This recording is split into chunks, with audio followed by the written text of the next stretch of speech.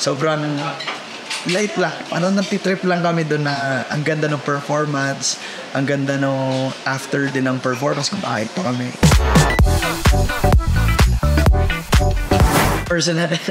Personal experience naman siya. At that time nung sinulat ko, yun yung nafe-feel ko. Pero ngayon, di naman na yun yung so, parang okay na rin na i-release siya. Pero yes, personal experience yan. May music video siya actually, ang nag-direct si Kuya Yo. Parang siyang open-ended eh. Kasi ako personally, di ko rin alam yung meaning ng nawa ko music video. Ang mag-interpret yung manonood talaga. Siya lang nakakaalam. Sinabi niya lang sa akin na ganito gagawin, magluluto ng ganyan.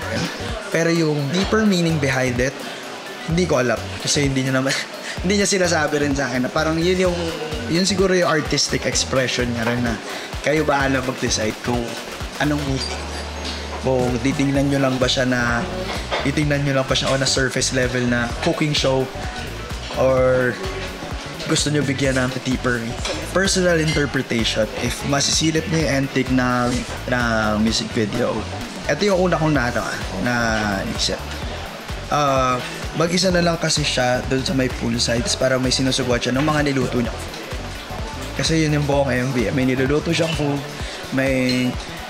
yun lang, dalawang putahe ata na niluto nila. Then, yun yung kakainin nila doon sa end. And parang nakangiti siya, tapos ni-reveal na wala naman siyang katabi. So, para sa akin, yun yung mga favorite na pagkain nung si Sai, yung leading guy doon. Yun yung mga pagkain, favorite na pagkain ng partner niya. For me, yun yung interpretation nila. Tapos parang nire-reminisce niya. Siguro yun yung coping mechanism na iluto yung mga favorite food naman or umaasa man na baka bumalik kapag nakikita siguro na may favorite food siya dito or maamoy, parang ganun. Friends kami, so yung marami akong collaborations with friends and sobrang gaan ang pakiramdam kapag kayo ng song. Walang pressure.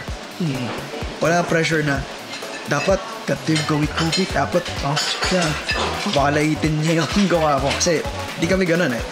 Kumbaga pag may ginawa kami, magsasabi kami ng criticism pero hindi siya nakaka-pressure, nakakatawa nga minsan pero babaguhin mo.